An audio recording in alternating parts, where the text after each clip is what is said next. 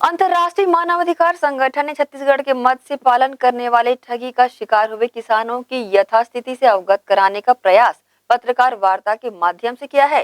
साथ ही संगठन द्वारा इन ठगी के शिकार हुए किसानों को न्याय दिलाने हेतु किए जा रहे कार्यों की जानकारियां भी दी है। बीते दिनों हमने अपने चैनल पर छत्तीसगढ़ के ठगी के शिकार हुए मत्स्य पालक किसानों की यथास्थिति को दर्शाती हुई एक खबर प्रसारित की थी, जिसमें ये बताया गया था हरियाणा की फिश फॉर्चून कंपनी द्वारा किस प्रकार छत्तीसगढ़ प्रदेश के भोले भाले मछली पालन करने वाले किसानों को लाखों रुपए का चूना लगाया गया था, जिसके बाद शासन प्रशासन से न्याय न मिलने की स्थिति में किसान अंतर्राष्ट्रीय मानवाधिकार संगठन का दरवाजा खटखटाकर उनसे मांग कर रहे थे कि उनका कहना है कि उनका हक दिलाया जाए। इसी परिप्रेक्ष्य में रविवार को भिलाई शहर के एक निजी होटल में अंतर्राष्ट्रीय मानवाधिकार ने एक प्रेस वार्ता का आयोजन किया, जिसके जरिए प्रेस मीडिया को ये जानकारी दी गई छत्तीसगढ़ के मत्स्य पालक के किसान किस तरह से हरियाणा की फिश फॉर्चून कंपनी के द्वारा ठगे गए हैं।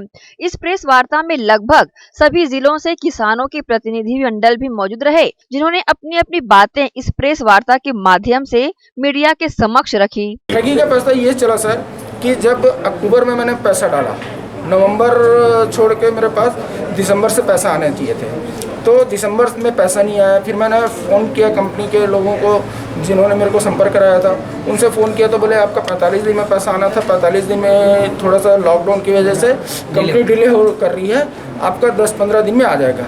ऐसा करते करते करते वो दिसंबर से जनवरी, जनवरी से फरवरी होते गया। उसके बाद बहुत सारे किसानों का, सबका किसानों का पैसा बंद हो गया। तब हम लोग को ये पता चला कि अब ये ठगी हो गई है, अब ये पैसा नहीं आएगा। लेकिन वो लास्ट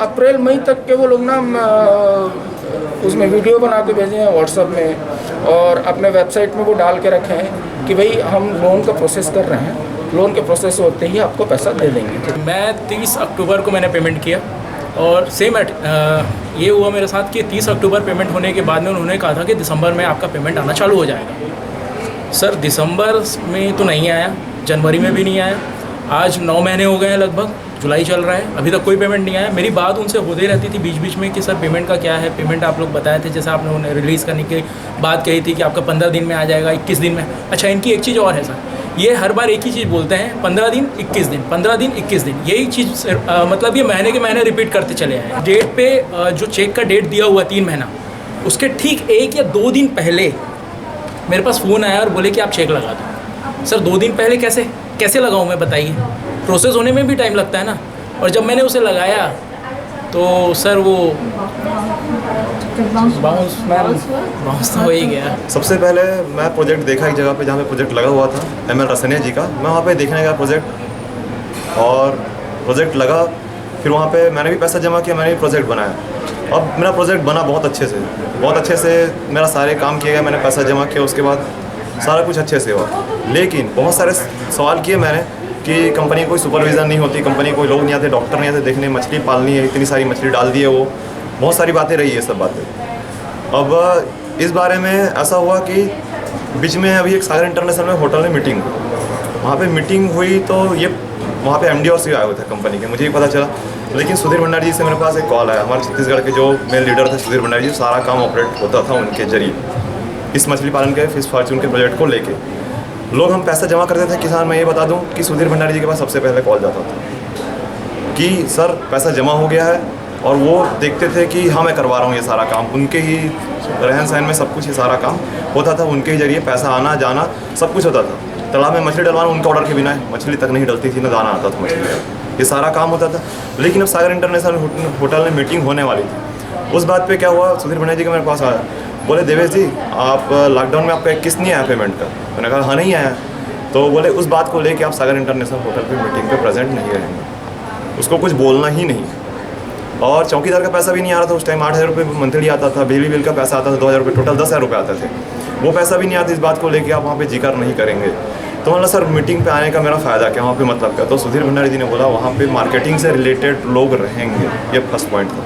मार्केटिंग से लोग रिलेटेड रहेंगे मतलब वहाँ पे ये था कि उनका एक तरीके से जैसा अपन मार्केटिंग सिस्टम होता है नेटवर्क मार्केटिंग, उस चीज़ को ज़्यादा प्रोत्साहित देना चाहते थे, ऐसा लगा मुझे वहाँ पे इस बात पे।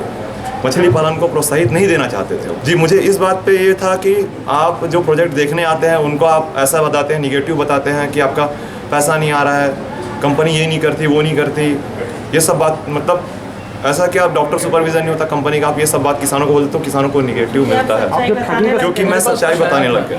ठगी का शिकार होने से किस तरह का आर्थिक नुकसान हो रहा है आपको फिलहाल? जी अभी देखो, मैं वहाँ पे खेती करता था, अपनी धान लगाता था, वहाँ पे मैंने तालाब बनाया आधे एकड़ पे, मुझे 5 महीने पैसे आए, कुछ पैसे थे, लेकिन मछली भी डाल दी कंपनी ने।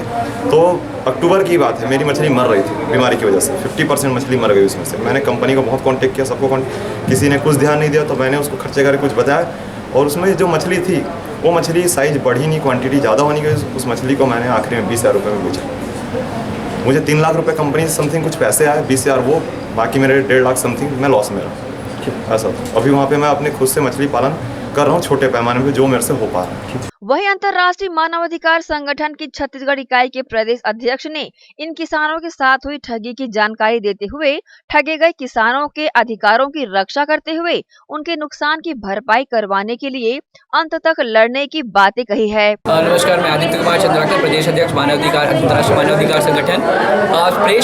प्रेस कॉन्फ्रेंस के माध्यम से मैं ये चाहता हूँ कि शासन जो ये फिश फॉर्च्यून कंपनी जो एक लूट की है पूरे किसानों के लिए, किसानों से लगभग हमारी जानकारी में 5 करोड़ रुपए के ये आसपास का जो ये मामला बनता है, इस पे शासन जल्द से जल्द कार्रवाई करें। अगर ये कार्रवाई नहीं हो पाती है तो हम माननीय हाई कोर्ट और सुप्रीम कोर्ट के शरण पे जाएंगे। अगर वहाँ से भी बात नहीं बनती, PIL से भी बात नहीं बनती है, तो हम मुख्यमंत्री निवास का घेराव करेंगे और साथ में राज्यपाल को भी ज्ञापन सौंपेंगे। जो पूरा ये मामला है किसानों का लूट का मामला है, चूँकि ये किसान हितैषी सरकार है, इसलिए हम ये अभी ये कोशिश कर रहे हैं कि हमें विनम्र अपील कर रहे हैं कि किसानों को न्याय मिले। अंतर्राष्ट्रीय मानवाधिकार संगठन ने इन ठगे गए किसानों की बातें प्रदेश के मुखिया भूपेश बघेल के माध्यम से कृषि मंत्री और गृह मंत्री को भी बताई है। आश्वासन तो उन्होंने भी दिया है, परंतु अब तक कोई सार्थक पहल नहीं होती दिख रही है। यही कारण है कि अंतर्राष्ट्रीय मानवाधिकार ने इस विषय को गंभीरता से लेते हुए किसानों के साथ मिलकर किसानों के हक में लड़ाई लड़ने का फैसला लिया है। देखना होगा कि इन ठगे गए किसानों को उनका हक कब तक मिल पाता है और कब तक छत्तीसगढ़ प्रदेश की सरकार अपनी नजरें इनायत इन किसानों की ओर करती है। ग्रैंड एशियन न्यूज के लिए संतोष शर्मा की रिपोर्ट।